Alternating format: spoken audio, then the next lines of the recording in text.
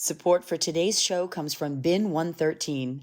Looking to grow your winery's direct-to-consumer sales? Bin 113 leverages proven marketing expertise to help U.S.-based wineries like yours acquire and retain more customers.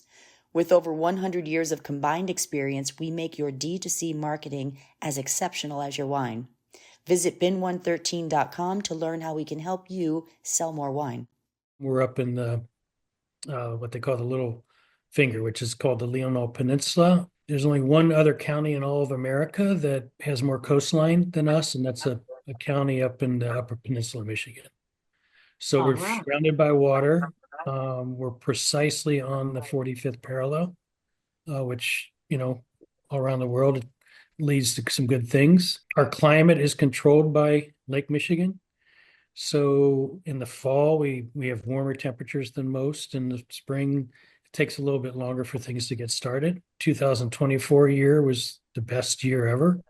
So we're real anxious to see how that turns into wine here in the next couple of years.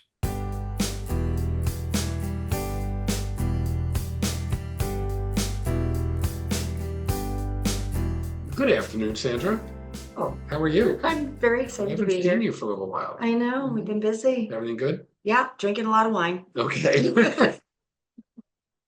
Glad to hear it. So today, we are traveling to the great state of Michigan. Yeah, and it's just amazing because you think of there's wine in every state.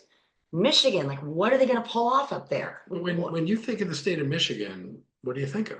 I think of Michigan football and Detroit. That's really. I think about automaking. Yeah. And I think about Motown. Motown, okay? Right. And probably the furthest thing from my mind would be wine. Right. And so I'm really excited to meet these guys this afternoon and to taste their wines and introduce Michigan wines. And up in that lake region, which is supposed to be amazing. Yeah. I've never been. No, I've never been outside of Detroit and the Detroit airport. Yeah. This sounds more bucolic. I think it sounds lovely. I'm excited to try it. So here we go. Let's do it. So good afternoon, Blake and John. It's a pleasure to have you with us today. We're really, really excited to taste some wines from Bel Lago and from the great state of Michigan. So up to you guys who wants to go first, but tell us a little bit about your business and tell us a little bit about the area in Michigan that you're located in and how it enables you to make some delicious wines. John, you want to go first? Yeah, sure. We're here on the Leelanau Peninsula. Bel Lago was founded back in the 1990s.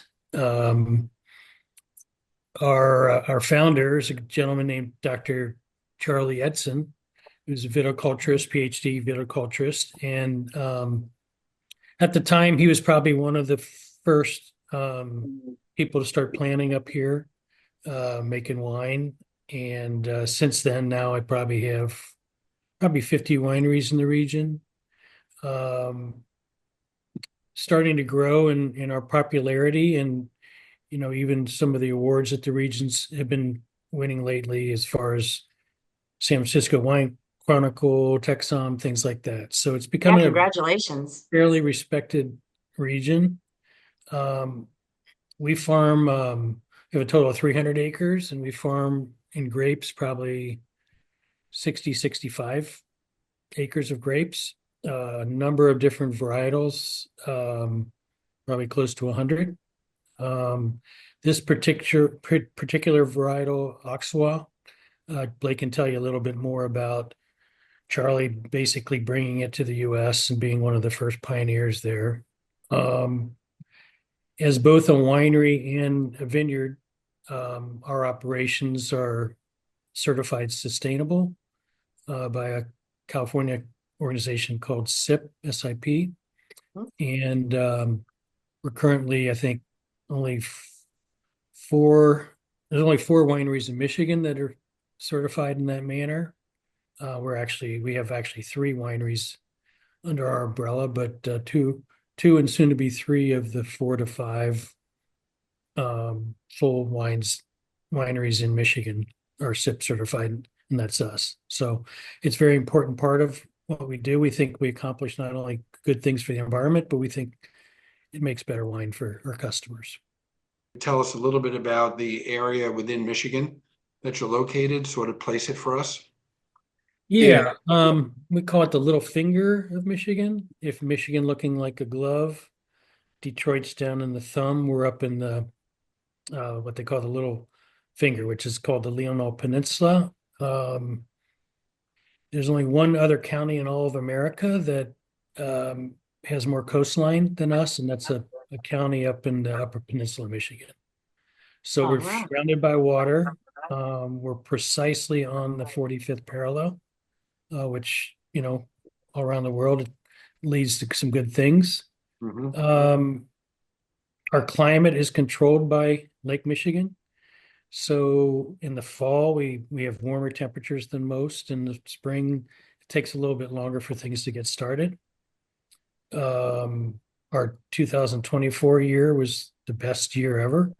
So we're real Wow. anxious to see how that turns into wine here in the next couple of years. It's Blake, exciting. you And agree with that? and also the fact that you said you grow over 100 varietals. What one that we're tasting today is one that I've not had, and I'm real excited to. Blake, maybe you want to talk a little bit more about the choice of what varietals you grow in that region and how you found success with these. Yeah, so I've been here around 15 years, so I had a lot of time spent with the previous owner, Charlie, who's he's still around, but he's working his way into retirement.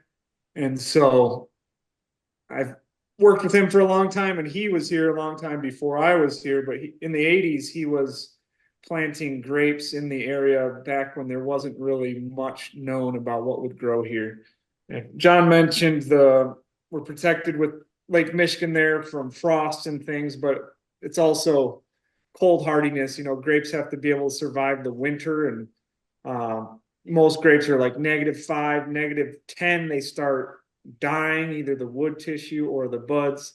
So we plant grapes that can tolerate that, but then Lake Michigan protects us from really cold temperatures. And so trying to figure out what grapes will survive our winters is really the initial research Charlie was doing here in the 80s and into the 90s. And that's why we have nearly 100 grapes planted, because early on there was test plots where we still harvest sections of the vineyard that are 25 different varieties all picked together, because it might only be 5 vines of Tempranillo, which doesn't really do well up here. But back then there wasn't really any research to tell you not to plant that. And so Charlie was kind of just sticking all sorts of stuff in the ground just to try and figure out what would work. And some things were likely not going to work, and some things were obvious they would. But he came with the Auxerrois grape. That one ended up being very successful, and it actually grows possibly better in our climate than other places in the world. Really, it's grown a lot in France, and they blend it with Pinot Blanc.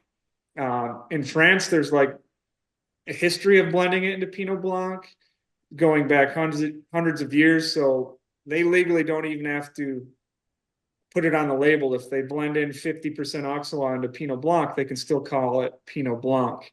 And in the United States, that would be illegal, because we are very specific about grape varietals. But back when they started doing it in France, they didn't have the genetic testing, so they didn't really know exactly what was what. And so they made laws based on just history or tradition. And where now we know genetically Auxerrois is very different than Pinot Blanc. It's actually genetically a sibling to Chardonnay. So same 2 parents, just different outcome. And it definitely resembles Chardonnay in many ways, but it just grows a little bit differently. And for us, we get good yields, and it tends to get ripe every year, and it's just well suited for our climate. Yeah, so It must be Charlie, interesting to introduce this varietal to people that come to your vineyard for the tasting room. A lot of people must be they need education on what this varietal is, right? Yeah, and there's a lot of other wineries around here that grow it, but because of that challenge, which can be a challenge or a benefit when people early on, when people were just getting to know Michigan wine industry, they were more likely to gravitate towards Riesling or Pinot Grigio, things they knew. But as the industry develops and they've had 100 Rieslings and they've been here many times, then they start exploring new things. So in the past probably 5 years, we've seen an add like an extra interest in this variety, and we've been able to broaden how we make it to kind of, obviously we have 3 totally different wines here which we'll taste, but customers like them all and they all serve a purpose, and we're kind of here as an educational and experience driven winery, so it works for us on site. And there's a lot of other growers around here that might grow it, but they might blend it into something or give it a random name, and we've always been true to the grape varietal. One last thing I want to say, Oh yeah, just go about ahead. the grape in general, sorry. Back in, I think 1998 or 99 was the first time we bottled it straightforward, just 100% Auxerrois. And when you label a wine, you have to have the federal government, the TTB, approve that label. They have to look it over and say, yes, you can use this. So back then, when Charlie tried to submit a label that said Auxerrois on it, the federal government didn't even recognize this as a grape that could be listed on a label. So he had to help file the paperwork to get the federal government to even recognize it as a grape so that it could be a approved label It's under interesting. that variety. So That's really interesting. So your vineyard is the Charlie's the grandfather of the Auxerrois grape in the United States. yes, for sure. And I'm not sure. We probably grow more of it than anyone. It's possible there's someone out there that doesn't, but or that grows more. There's Adelsheim Vineyard out in Oregon that's pretty Yep. popular. They were actually working with him back in the 90s to get the government to approve it. So I knew they were growing it back then, 25, 30 years ago, but I don't really know the status of those vines. So we've been expanding our growing. We planted more of it, I think, back in 2017. So we've been building it up where I'm not sure if it was a successful grape out in Oregon or not. I should probably look into that. Adelsheim makes some pretty fine Pinot Noirs as well. I'm a big Yep. fan of that winery for Mhm. sure. So, Sandra, I'm getting thirsty. Oh my. What And would- all right, first of all, I have to say I love your labels. I'm going to put this on here. Are these the beta fish? Well, goldfish or Japanese fighting fish? Yeah, beta fish, and that's Charlie's daughter married an artist, and he did those paintings for us many years ago. Wow. They're And, beautiful. we generally have more generic labels for most of our wines, but just these 3 wines got the fish artwork just because Henry, the artist, had made the orange one initially. He was just doing that for fun, and we liked it so much we said, hey, why don't you do a fish drawing for each wine? And it doesn't really have much to do with the wine or anything. It's just a It just looks cool cool. image. I was going to wonder whether or not it's some indication of what it might pair well with. Well, is this the one? Are we going to start with the sparkling first? Yeah, that would make sense. Yes. And so now your choice to make the sparkling out of this particular varietal, you said it is more of a Chardonnay style of a grape, so that would make sense. Yeah, to be honest, the initial driver to do it was in 2017. We just had a lot of fruit, and we were thinking, what are we going to do with all this? We already make, just to go back broadly, we're going to try 3 wines today. One is the sparkling fruit forward wine picked early. Number 2 would be the Moreno vineyard. That's stainless steel fermented, usually picked a little bit earlier to retain fruit. And then we got the reserve, which goes into barrels and it ferments and ages on the lees for at least a year. And so it creates 3 distinct styles of barrel fermented is more texture driven. The Moreno vineyard is just fruity, clean, crisp, and then the Auxerrois Brut is obviously bubbly. And in 17, we just had so much fruit, we said, let's make a bubbly, and without really Now, which any. method did you use? Is it traditional method or did you do the tank method? How did you decide to make this sparkling? It's the Charmat method, which is a secondary fermentation in the tank. So it still gets all that extra yeast activity, which adds some level of texture to the wine. And then obviously the bubbles are there. But in order to retain some level of tradition, this wine was picked harvest field blend to have 10-ish% Pinot Noir, 10-ish% Chardonnay. So the champagne varietals thrown in there at around 20%. So it's 80% Auxerrois. And with field blending, you know, it's not as precise as when you're blending in a tank, but you know, they picked one. Basically, we do like 1 bin of Pinot Noir, 1 bin of Chardonnay, and then 8 bins of Auxerrois, and they get dumped in the pressed, whole cluster press like you would see with most bubbly production. And most people probably know this, but bubbly is picked earlier, pressed different. It's generally treated different throughout the whole process. But if you're going to do a secondary fermentation, you need to keep the alcohol low in the primary. So you have to pick it with lower sugar content so that it does a complete fermentation and only ends around maybe 10% alcohol. And then when it goes into the secondary fermentation, you add sugar to it, add more yeast, and then the alcohol goes up 11 to 12%. So if you started at 12 or 13% alcohol, you wouldn't really have a very easy time even getting the yeast active to do a secondary, because then you're pushing in That's a towards good the explanation. threshold. That's a really great explanation. And for some of our listeners or watchers don't realize that the second fermentation is what gives it the bubbles. And more alcohol, and yeast in And more general alcohol. they can't really survive in anything beyond 15% alcohol. For the most part, there's super yeast out there that they've genetically bred to go farther than that. But especially in nature, the yeast we use, primarily the Saccharomyces yeast, starts to get pretty stressed at 14% alcohol. They're like ending their life cycle because it's just too hostile. So at 10%, they're still pretty happy.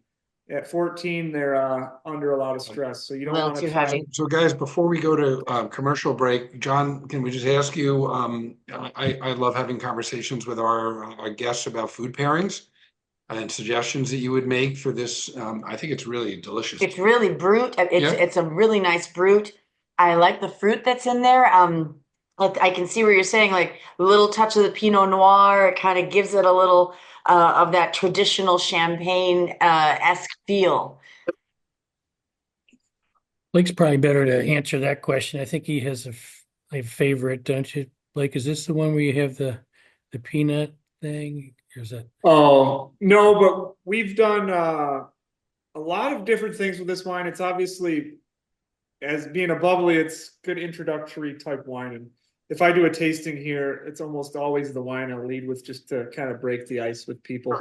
And it's a good conversation starter. Like if we have some important guests that are going to try through like every wine, this is generally the wine I'll start with. And as for food, we've done pretty well with whitefish pate up here because we're close to the water and we have a commercial fishery in Lake Michigan, and they catch a lot of whitefish, and so there's local fish shops around here that we kind of have a local food smoked whitefish pate, or just not even smoked, but it's a common thing if you're in the town of kind of Leelanau. a local Michigan, the Lake Michigan dish, right? Your local fish. It's nice. It sounds awesome, actually. You know, from farm to table, from lake to table. Lake to table. Exactly. Well, we're going to cut and break to our first commercial break, and we'll be right back.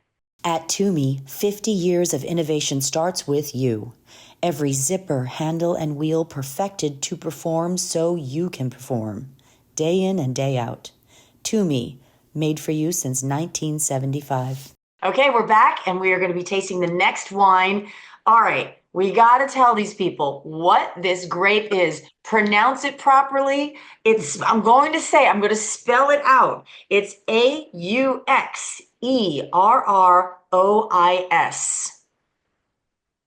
Yes.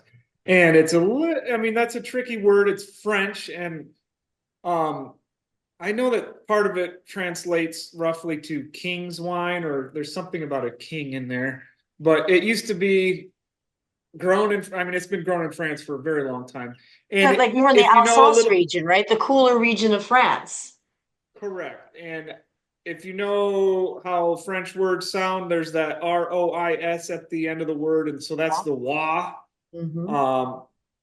I always say, as long as you say wa at the end, who cares how you pronounce it? We hear some people say Auxerrois, which isn't bad, but it should be more Auxerrois. And then some people Auxerrois. really give it a depending on how French you are. But it's been told to me by a French person that you should pronounce it kind of like oak, like an oak tree.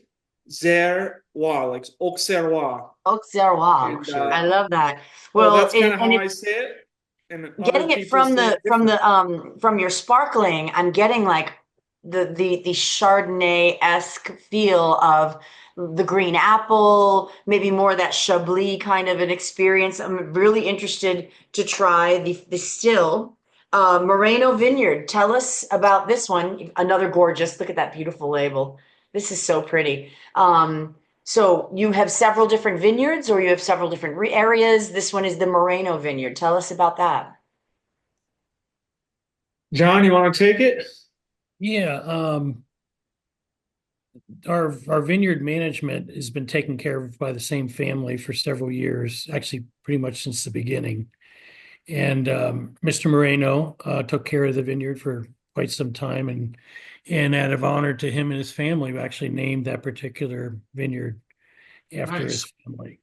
That's nice. I think I saw on your set website, his son is still working with you, right? Yeah, his son is now the vineyard manager, and again, he now manages for 65 plus acres of grapes.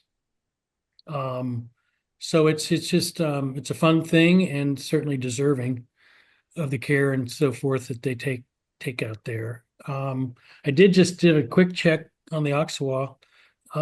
In France, there's 4,800 acres planted, which is pretty darn significant. Yep. There's more in Germany. I have a friend who his family is from Luxembourg, and she was so excited to find out that we were growing Auxerrois and loved the Oh, wine. wow. So it's more popular in Europe, I guess, than we tend to think. Mm-hmm. Mm-hmm. The nose on this is beautiful. In our climate, we're growing this grape like 10 rows from Chardonnay, and we always pick this grape before Chardonnay. So it tends to maybe be a little bit more developed a little earlier. And in Michigan, the growing season is short, so it really comes down to the wire every year. We start picking maybe around October 5th, and we don't stop picking till usually November 5th, sometimes as late as November 10th or 15th. As long as Mother Nature will let us hang fruit, especially for reds, we're letting them hang. And if there's green leaves on the vine, that means there's probably some photosynthesis taking place, and we're going to let that fruit hang as long as possible until we get it as ripe as possible. But some varieties, it's always a struggle to get them ripe in time, and Auxerrois is not one. Not only does it get ripe enough, but even when it's underripe, it tends to have nice flavors. And in a year that maybe it only reaches 20 bricks, say it's a really cold growing season, we kind of get a gauge of how ripe something is by the sugar content. And so bricks is the same as percent. So 20% sugar means it got ripe enough to make decent wine, but we could have got it to maybe 24 in a really ripe year. But even at 19 or 20 bricks, if this fruit is not super ripe, it still has really great flavor, and it's very fruit forward. And you can see in this wine how fruit forward it can be. This is a good expression of that. It has a really nice, like, I'm getting a lot of that nice warm apple to it. There's like a crispness. It's not overly acidic, but it has some nice acid to it. But it's not overly acidic to me. Yeah, and that's one reason some winemakers might complain about this grape's suitability for bubbly is that it actually, in general, is lower acid. So a lot of times with sparkling, they're looking for a really low pH and high acid just because that's how bubbly typically is. But this grape just doesn't hit you too hard with acid for the most part. But yet it's still fruit forward, and you definitely get the Nice citrus like you smoothness. mentioned, but there's usually like a little bit of tropical, like guava or something in there, you know. So two things. First one is, doesn't that picking season compete with college football season, which is sort of all important in the state of Michigan? I mean, certainly Saturdays are sacrosanct, right? All kidding aside, I'll ask the same question that I always ask, which is about food pairings. For our listeners' benefit, it's about 3:30 in the afternoon here on the East Coast, and I'm getting a little hungry. I had a late lunch. Get the hungry. And so we're fortunate enough to have a bottle of this delicious wine. What do you suggest we serve with it? Well, when it comes to food, the truth is, if you had a choice, the next wine that we're going to try is the most versatile food wine ever. If you have both these wines, it covers a lot of stuff, but this wine as it sits right now, sure, you can pair it with like some chicken or kebabs or something light, but it's kind of so fruit forward that it might not pair perfectly with everything. You got to be more selective. Where I always use like the example of dill soup. Like when you have a tropical fruit wine paired with dill soup, they obviously like there's a clash with that dill. It's kind of weird. So when you have this fruity of a wine, this much citrus, you really need to have a wine that complements that. So this wine's a standalone porch wine, out on the boat, whatever wine, more than it is a food wine. What is the price point on this wine? I believe it's at $22 or. It's great. I'll grab the menu real quick. Just so well, even if it's around 22, that's fantastic. That's a really great price. I do love the porch wine. Yeah, I love the porch wine. Yeah. As you know, about 20 feet from here, I have a really nice porch. This is like a really easy sipper, but it has some nice body to it. It's not like a light. It's not too light. It really has some nice weight to it that it's delicious. So it is $22. The sparkling is $22, and the reserve is at $24. So fantastic prices. Good for you. Yeah. Guys, while we sort of get ready for our last wine, tell us a little bit about visiting you. What's the sort of tasting room experience? Do you hold lots of events throughout the year? I think our listeners really would like if you could paint a picture for them as to if they're on the little finger of Michigan, what they can expect when they come to visit you at Bel Lago. Yeah. John, you got that one? Yeah. Blake, if you want to move to the side just real quick so we can see the cork board there.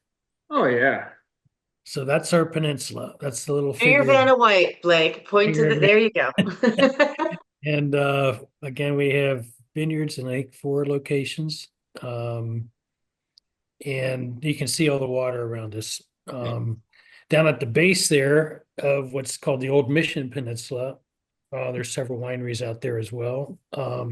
It's a city called Traverse City, and a lot of people may have not heard of it, but it's quite the kind of resort destination these days. We actually have 20 cities with direct flights to Traverse City, Michigan. Even though nobody's ever heard of it, but so it's briefly with the statistic.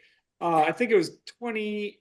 Actually, I don't remember what year. It doesn't matter. But I was looking up how many tourists we have, and online they said in 1 year we had 10 million tourist visitors to Traverse City's area. Wow! Oh my, that's astounding. That's amazing. I never would have It's really heavy. It's kind of the fruit capital of the world.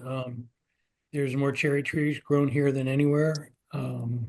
So there's cherry festivals, all kinds of things, all kinds of reasons to come here. What time of year are the festivals for the cherries? The cherries are actually harvested in early July, and that's about the time of the festival. I love cherry Our season. beaches That's are great. all, the water here is like the Caribbean. The turquoises and blues, Wow. beaches everywhere. So anyway, so once you've decided to come here, there's, like I said before, several wineries. Um, our winery, as you mentioned, we have a tasting room. We're trying to get into a lot of more experiences type thing where people can expand just stopping by the tasting room. Whether it's touring our farm or vineyards, um, wine dinners, cheese pairings, the whole 9 yards. So So you're doing wine dinners. You're doing. I think I saw on your calendar in April you have a cheese night, wine and cheese with an expert. yeah, that's Those events are always so valuable and fun. Everybody loves to come to a vineyard and have like an right. experience. We also offer lodging, so we have a couple houses that have been revamped, farmhouses that are very inviting, where people can come and spend the whole weekend here.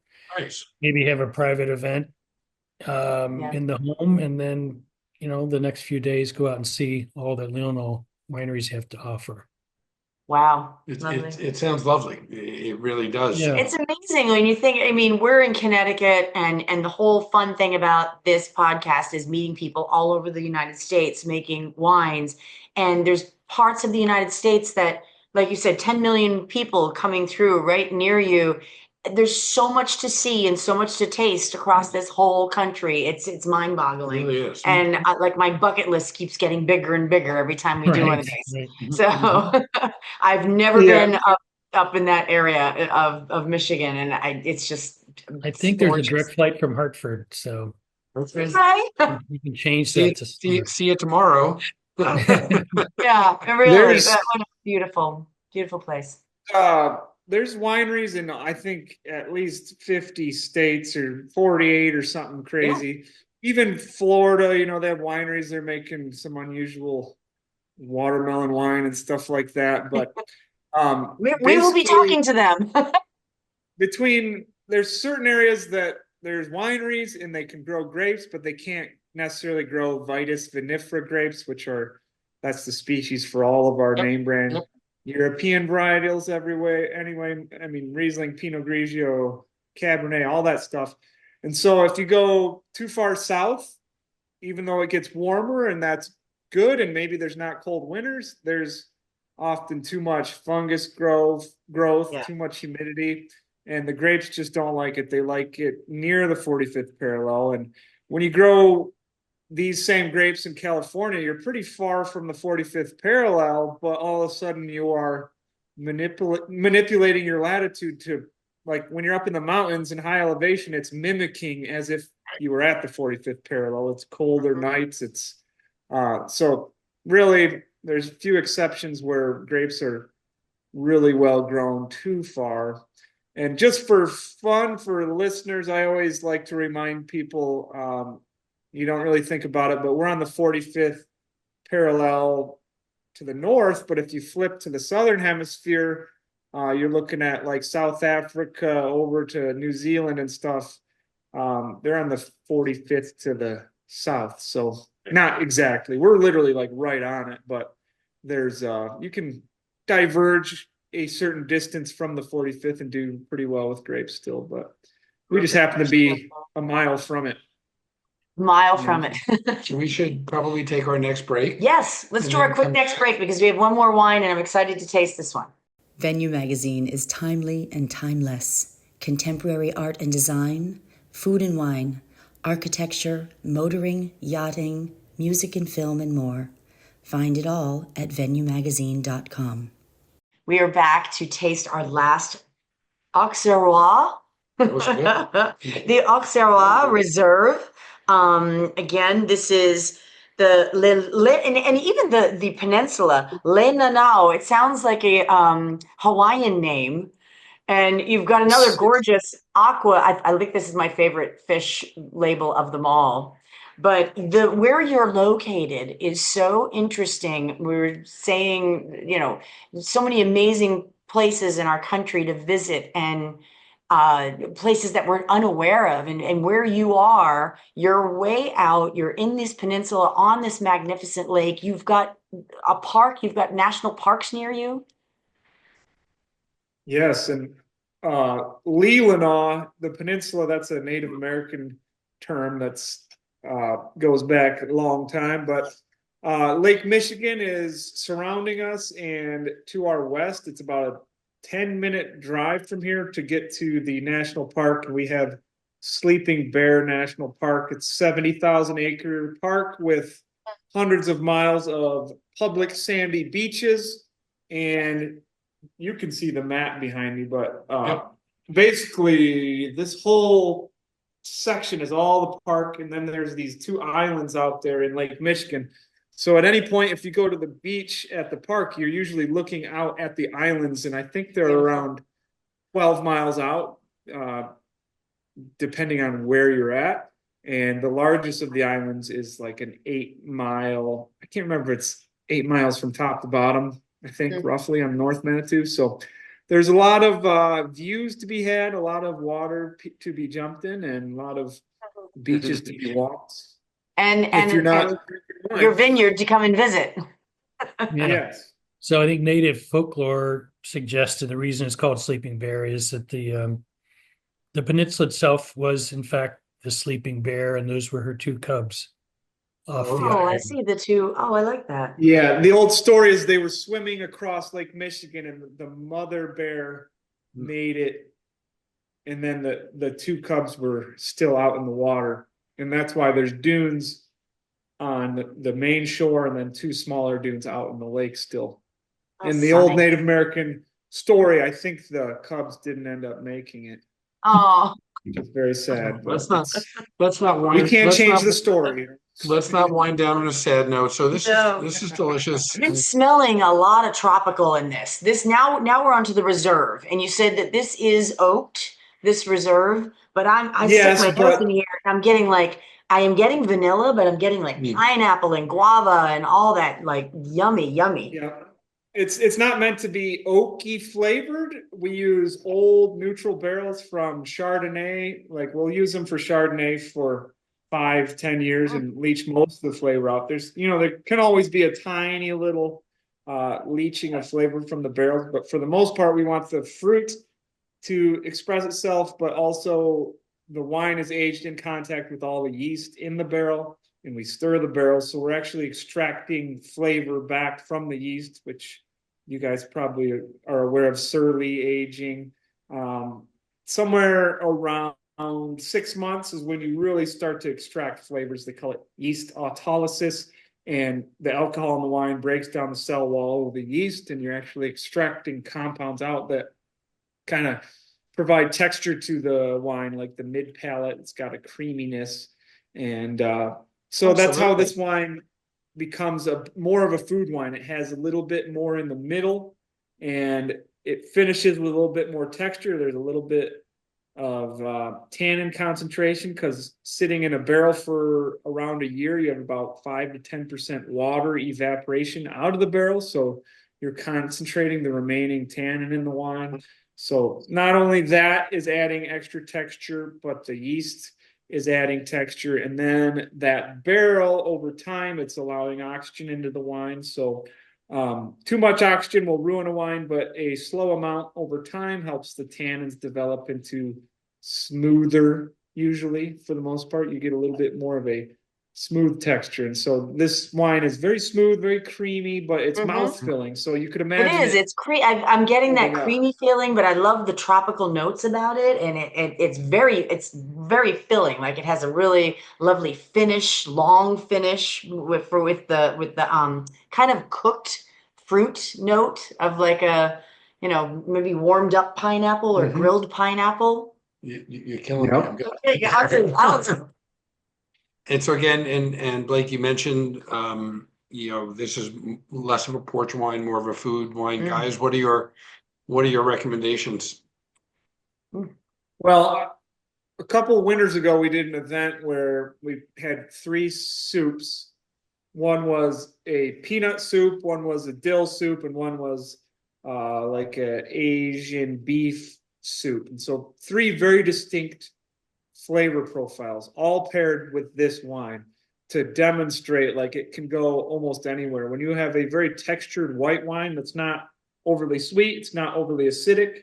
You know, sometimes you want an acidic wine to pair with like a citrus salad or whatever. Sometimes you need a low acid wine to go with something creamier.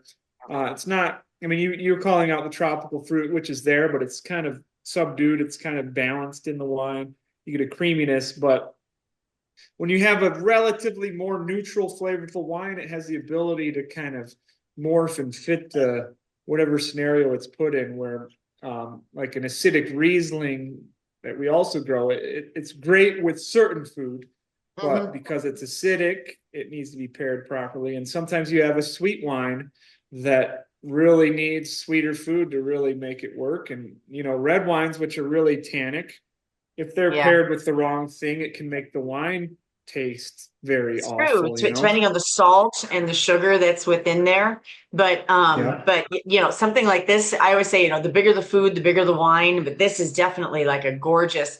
I would have this with swordfish or something more like a denser fish. You know, wonderful with like even heavier cheeses, Gouda, like a aged Gouda. I got to go now. I need to go to the kitchen and get like a little bit of a snack. So most importantly, where can our listeners buy your wine? Is it fair to say that you ship to most states, and if they go to bellago.com, they'll be able to buy? You can go to bellago.com. We ship to 40 states, and they're all listed there as well. And if you're not one of those 40, you got to come visit and pick it up yourself. That sounds great. And you do have wine clubs as well. When people go on to, and when it's Bel Lago, it's BELLAGO. So when they go on to the website, I saw that you have 4 different levels of wine clubs to join. So it gives everybody a lot of options to dip their finger in to the area there and experience some of your wines. Yep. And we actually have our pickup party next weekend. So you get a couple days to join, and they can come pick up your wine. Or we can a pickup party. That's a little sketchy sounding, John. I don't know. I haven't been to one of those since the 70s. Okay.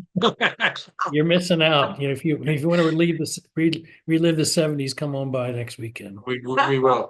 Well, listen, we would like to thank you both very, very much. You've been great guests. We've learned a lot about your wines, and your area, your region. Yeah, this varietal is something really, really fantastic. And so thank you so much. We appreciate it, and have a great day. So we just finished. That was great. It was great. Really interesting. Michigan. So, like I said, we tried one varietal, which, I mean, we might have had it. It wasn't listed maybe in France, but it's not a very common varietal. But we had it 3 different ways. I love when you can have a wine, one varietal, 3 different winemaking styles. And truly very different ways. Yes. No question about it. So I thought that was really interesting. Nice guys. What was your favorite? My favorite was the Moreno Vineyard.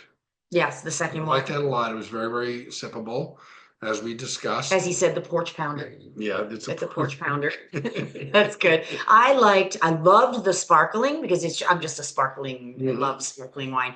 But the last one, it just had a lot of complexity. It had a lot, like I said, it had grilled pineapple feel. It had a really nice creaminess. It was very complex. It was delicious. And I think the price points are spot on. Really excellent. I mean, 22 and 24, that's quite a deal. Porch pounders. I love that. So porch pounders. Thanks very much. And Sandra, it was always a pleasure. Lovely. And not sure. Talk to you all soon. Not sure where we're going next, but stay tuned. Yes. Bye. Please remember to subscribe to Wine Across America on Apple, Spotify, and YouTube.